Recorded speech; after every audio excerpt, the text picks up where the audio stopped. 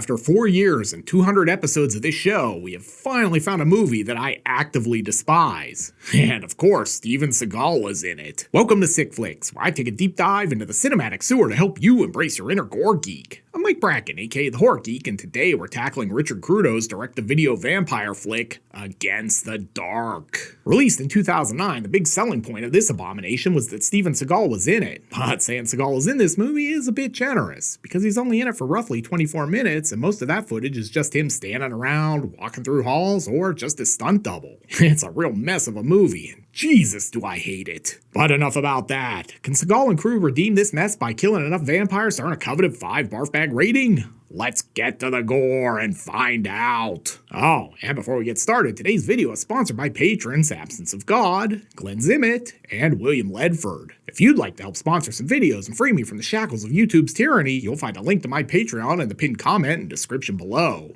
And now, let's get bloody. Oh, sweet, a definition. This must be an educational film. Or maybe this was just so they could explain what the movie was about to Seagal. Wait a minute, did this movie just predict 2020 way back in 2009? Quick, I hear they've got toilet paper! Ah yeah, typical Dodge, on fire on the side of the road. I guess I should mention there's a bunch of voiceover jibber-jabber happening here to tell us there was some sort of pandemic that basically turned people into vampires. I mean, it was supposed to be zombies, but Seagal apparently hates zombies. Go figure, he's been playing one for the entire latter half of his career. But don't worry, we've got these guys on the case. Swordsmen who are tracking down and killing the infected. Oh, sweet. I hope Sam and Dean Winchester turn up. They're my favorite hunters. Hey, it's Seagal. I'd know that paunchy, self-serious saunter anywhere. Also, did they spend so much money getting Seagal to be in this thing for 24 minutes that they couldn't afford lights? Like, seriously, Seagal's credit has almost as much screen time as he does in this film. Seagal famously only showed up for a small portion of his scenes, leaving the rest to his stunt and body double. Can you even imagine having to list Steven Seagal's body double on your resume? Jesus, Seagal is totally gonna kick my ass when this video is over. If he can catch me. Our options were running out. It was now us. Against the dark.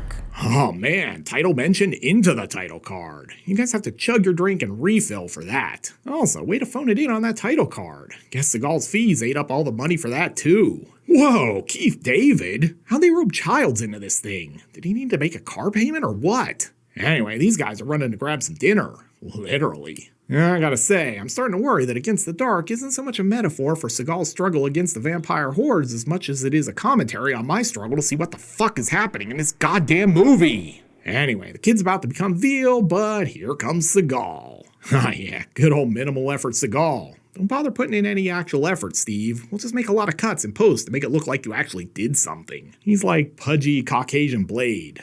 I bet that's how they pitched this thing to him. You'll be just like Wesley Snipes. And he speaks. Let's get this boy out of here, take him to a safe place. Just a master thespian at the top of his game right there. Eat your heart out, Jack Nicholson. Directed by Richard Crudo. I'm guessing his name is pronounced Crudo, but it would really be more fitting here if it was Cruddo. To be fair, Richard's career has been spent mostly as a cinematographer. He probably had no idea what he was getting himself into here. Where the hell are we? This feels like something out of a Bruno Mattei film, like Shocking Dark. Not gonna lie, I'd like to evacuate from this movie already. And I guess these randos didn't get the memo to evacuate because they're climbing in the windows. Oh, sweet, Five Below Jon Snow. This is probably why they really sent him to the wall. For smoking the devil's lettuce. Look, man, I'm willing to suspend my disbelief for a lot of things, but there's no way these dorks survived the vampire apocalypse. These guys would break if the American Eagle at the mall shut down. Anyway, over in another movie, this guy is comforting his girlfriend because she's just realized she's in a terrible Seagal movie. It's okay. It's okay, baby. Yeah, sure, it's fine. Your career is over, but we'll get through this. Jesus, how many characters does this movie have? Who the hell is this guy? Where'd Seagal go? Honestly, he's probably just a PA, judging by the walkie-talkie. Sorry, no luck finding Seagal. I'm guessing he's at the craft services table. Again. And back to these dopes. I feel like selling this as a Seagal movie so far is a giant bait and switch. But look out. 2 of our completely uninteresting plot lines are about to merge into shitty movie Voltron. We don't know these people, Dorothy. Oh, it's okay. None of us watching do either. We can all learn together. Also, I feel like this guy went to the Seagal School of Line Delivery. And another scene with zero lights. Excellent work, guys. Film is a visual medium, but that doesn't mean I really need to see anything, I guess. And it's out of focus, too. I mean, I know I've called Seagal a blob, but I didn't mean it literally. My favorite part of this movie so far is all Seagal does is basically walk around looking like a schlubby blade surrounded by extras from a direct-to-video Underworld sequel. And time for another character.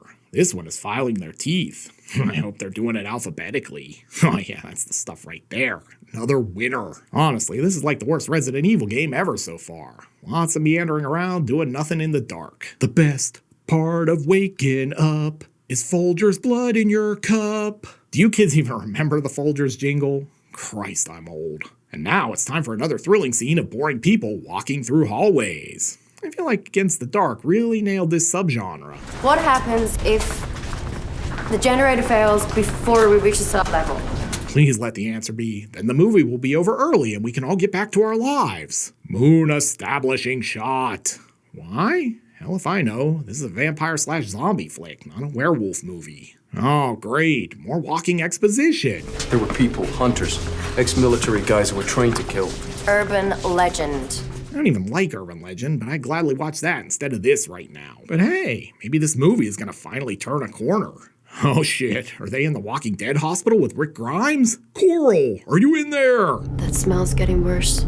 Yeah, that's probably just Seagal. All that walking in that black leather duster hasn't helped his BO one bit. Oh shit, looks like Lucio Fulci's been here. Anyway, it's time for a real gut check. And I mean because this hallway is littered with body parts that I probably can't show and that are so poorly lit you wouldn't know what they were even if you could see them. Oh hey, I see you guys have been hanging around waiting on us. This place looks like the back room at Drayton Sawyer's barbecue joint. And since that was almost exciting, let's settle things down with another scene of people walking in nondescript hallways. This isn't so much a movie as it is a walking simulator right now. What is this? I'm pretty sure that's a door. You use them to enter and exit rooms and areas. Duh. Oh yeah, Seagal's back. Just walking like everyone else. I mean, it might not even be Seagal. They kept him in shadow. Could be anyone. Hey, I ever tell you about that time I kicked Bruce Lee's ass? Yes, Steven, like 200 times. Oh, nice. We've got I Can't Believe It's Not Dwayne The Rock Johnson back, too. Can you smell what I'm cooking? Maybe that's what the chick thought stunk earlier. Anyway, he hasn't found a survivor, but he has found the teeth-filing lady from earlier. The Rock and Luna Vachon are squaring off here at the garden. Look, that was a serviceable JR. And here comes the rest of the brood. Honest to God, it should be illegal to light a movie this poorly. You can't see shit between the no lights and the Michael Bay on a 3-day crankbender editing. Then he rock bottoms Luna. Sure glad we spent minutes on her earlier since she was absolutely inconsequential to the plot of this stupid movie. Look at this lady. She's like, I was dreaming I was in this terrible Steven Seagal movie. Oh shit. Honey, did you fall in? Okay, so now we're gonna watch Amazon Basics Jon Snow in here baking an casserole. I'm sure this is vitally important to the complex plot this movie has going. Oh wait, it is important because this guy has come in for some exposition. We're a team now, yeah? Oh yeah, definitely a team. I mean, he's taking the Browns to the Super Bowl right now. The good news is the next scene is not a pointless walking exposition scene. The bad news is it's a pointless sitting and standing exposition scene instead. Damn you, Against the Dark. They're just like you and me, except, they crave blood. Is she talking about Seagal or the vamps? I mean, if you told me Seagal drank blood, I wouldn't even bat an eye. Also, I want to see some of these insane killing machines and not all of this jibber jabber. Oh, and shit's about to get even more confusing. And everybody thinks that they're vampires, but they're not. They're mutants. So, they were zombies, then vampires, then mutants. You need a scorecard to keep track of all of this. They're so busy blabbing they don't see this mutant sneaking up on them. This is about to turn into Tales from the Crapper. Oh good, Seagal's back to do more random walking to nowhere. Just keep waddling along, Steve. You'll find the main plot eventually. I'm gonna take these vamps to the bank. The blood bank. Wait, wrong movie. I'm starting to think giving Seagal credit for being in 24 minutes of this thing might be an exaggeration. Like most Seagal stories. Next stop, the cafeteria. Oh sweet, blood pudding. But no J&B. Yep, this was all that was left of the craft services table after Seagal had his way with it. After an excellent dinner of canned botulism and off-brand supermarket cola, they discovered Jon Snow has a secret. Are you bleeding? It's just a little cut. Great, now he's gonna turn into a White Walker. And we're supposed to believe this is Seagal, but this angle has me convinced it's a stand-in. Why couldn't they get him an acting double instead of a stunt double? Oh yeah, that wasn't him at all. You're not fooling me, movie. And Seagal walking through a door. That's your big action star, everyone. Jesus, we've still got an hour to go. Please kill me now. Pretty sure we walked through this same corridor 17 times already. Somewhere in the afterlife, Bruno Mattei is nodding in approval. Then we get more of Against the Dark's riveting dialogue. I'm just thinking right now. About what? My guess is how she's gonna fire her agent for getting her apart in this crappy movie. I mean, that's what I'd be thinking. Jesus, man, what the hell are we even looking at? We didn't darken this scene. Hence that dark on the DVD. Wild. You guys have no idea how close I am to ending this video right now. Oh, hey, it's Childs. Guess he got rescued from Antarctica. Maybe he can save this disaster. He does want to basically nuke the area, and I'm all for that if it means we can just roll credits. We're waiting for final approval, sir. We're gonna sterilize the area. The only shot at redemption this movie has right now is if we get a Keith David, Steven Seagal fight scene equal to the David Piper fight scene in They Live. Sweet, more hall walking. But they do eventually wind up in Herbert West's morgue. And in a surprise to absolutely no one who isn't in this scene, there are vamps here. Of course they wind up split into two groups, which presumably means we're going to get double the scenes of corridor walking. Fantastic. I don't know what they paid Seagal for this movie, but dude legitimately got paid to just walk through some scenes, basically. Oh wait, he's doing something! Thank God that wasn't a Judo Jean LaBelle vampire, otherwise Seagal would be unconscious sitting in his own poop. God, I love that story. Oh great, let's just add more characters to this thing. We hadn't quite met our boring people quota yet. Jesus, I now know how Roberto Duran felt in the No Moss fight with Sugar Ray Leonard. I have no idea who the new guy is, but if he's killing off these losers, I'm all for it. The other group finds some mutant vamp zombies chowing down. Look, this lady is lucky. Her time being in Against the Dark is over. Our generic heroes are about to be dessert, but here comes a Deus Ex Seagal to save the day. And I'm sad to report that even the action is boring in this movie. Why does this thing even exist? Who needed a tax write-off? Seagal's like, okay, that's enough for me. I'll be in my trailer. Meanwhile, our captured guy is clearly into bondage. Hell yeah. No, not like that, you pervs. I mean, he's all tied up. And now it's time for the kid in peril trope.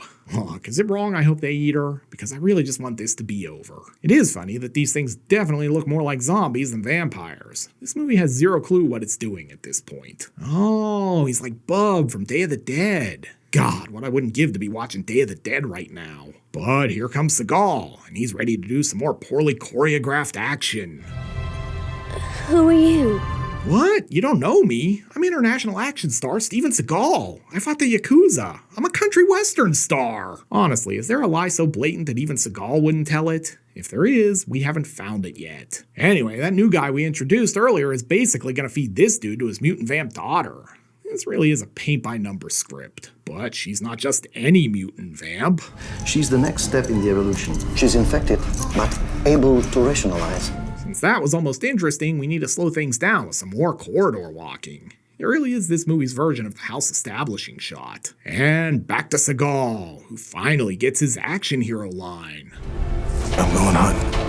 For the craft services table. Live look at me after the fourth edible kicks in. And Jon Snow is going down. Hell yeah. No, not like that. I mean, these mutants are eating him. Again, way more zombie than vampire here. At any rate, I sure hope Melisandre and her magical boobs are around here to bring him back from the dead. I will say, it's wild to me that there are like 14 different stories happening in this stupid movie, and not one of them is remotely interesting. But at least Seagal is back, and man, those are words I never thought I'd say. While he's here, he takes out Zombie Dad with a gun? Seagal, master of Aikido, resorts to a gun? What the hell movie? I will say, I watched this movie at double speed for the first draft. And man, Seagal at normal speed is very slow. And as an added twist, suddenly the monsters can talk. What's the point of running anymore? We are literally just making it up as we go at this point. I hate this movie so damn much right now. This nightmare can stop. Right here.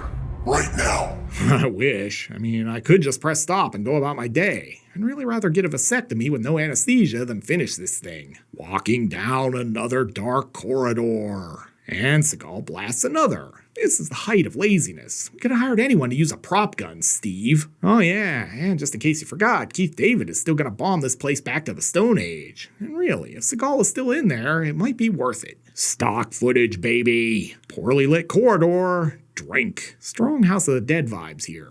The game, not the movie. So wait, we got Seagal in this thing and Wannabe Rock is doing all the actual ass kicking here? What the hell? Anyway, with the Zompire Horde approaching, he has to retreat.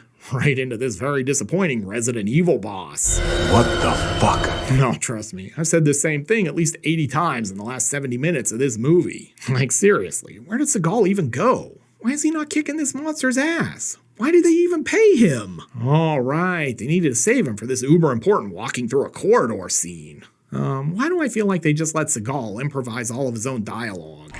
Let's move, girl. Let's move. Now we're trapped in this elevator. Sort of like Demons 2 or Devil. God, I sure hope Seagal doesn't fart in there. With no way to get moving, they drop this guy down the secret escape hatch, where he's immediately grabbed by this aquatic vampire. Look, I don't even care at this point. Just roll with it. We've almost made it to the end. Oh, come on. Look at this. They couldn't even be bothered to get his makeup under his clothes. So he's a pasty vampire in the face and hands and totally normal human on his shoulders and above the wrist. Yeah, chef's kiss, guys. Just amazing attention to detail. The one scene in this movie that is lit just showcases all the amateur filmmaking. Bravo. Then Seagal shoots him. And I feel like he's not even trying at this point. Where's the Aikido, Steve? Jesus, they literally paid him to walk and stand in place for 24 minutes. This might be the greatest grift in movie history. Why does he always look constipated? And more corridor walking. Nah, we don't need any lights for this. It's fine. Look out, Seagal is gonna do dialogue again. God help us all. This is a fully automatic pistol.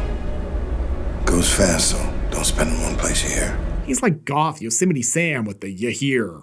Also, you guys owe me big time for sitting through this crap. After more corridor walking, we get some action. Will Seagal actually do anything? Place your bets now. Yeah, Lazy Man Aikido. Take that, vamps. I mean, being an action star implies you're actually going to move and do something at some point, but not for bare minimum Seagal. Oh no, he lost one of his non-speaking posse. Tragic. There'll be one less person in a duster to walk through doors now. Oh my god, crying Seagal. Someone called the Oscars because this year's competition is over. Fun fact, to get Seagal to cry for this scene, they told him someone ate all the Twinkies on the craft services table while he was filming.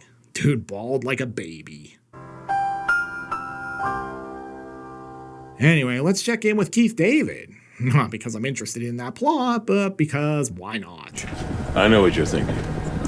That this movie sucks and I friggin' hate myself for deciding to cover it? That I wish I had about 20 edibles to erase this stink bomb from my memory? I mean, remember when Keith David was the Arbiter in Halo 2? Those were better days. And another action scene where Seagal is nowhere to be found. They should just put him on a milk carton. I mean, why did they even hire him? I could have done this role better. While that's going on, everyone gets split up again, and they find this kid, who's 100% gonna be a monster. See? Told you. And now this chick is infected, and I'd be really broken up about that, but I hate all of these people, so yeah. But before everyone can escape, we gotta deal with this vampire kid. As Brandon Tennell would say, great, we've got a Kenny. Come on, dude, he's a child. Just punt him into orbit. Great, now Seagal actually does something. He kills a kid. Classy. And the chick has turned. I feel more alive now than I ever did. Well, I'm happy for you, but this movie has sapped my will to live. And everyone's gonna make it out. Please tell me they get nuked. I'm begging. So, do you think Keith David just took this part because he was already shooting those Navy recruiter commercials? Yeah, our vampire overlords, thwarted by a garage door. Hell yeah, this new Top Gun is lit. Maverick! And explosion. Great CGI. Exactly what I'd expect from this movie. Oh, sweet, they're gonna drive into the last scene of The Mist. This is one time where I totally approve of that ending. I just hope he has enough bullets for all of them. And credits. Thank you, Jesus. I couldn't have taken another 30 seconds. So, what have we learned from Against the Dark? Well, for starters, that Seagal could command a Hollywood paycheck for a 24-minute appearance where he basically does nothing. That's nice work if you can get it. I saw this one back in the day and immediately went on a drinking bender to forget it. I can see I'm gonna have to do that again. I like a lot of terrible movies, but not Against the Dark. This isn't charming bad, or so bad it's amazing, or even fun. This thing is just awful. I already regret the $7 I spent on the DVD for this episode. But enough about that. Can Against the Dark slice up enough bloodsuckers to earn a coveted 5 barf bag rating? Let's go to the gore card.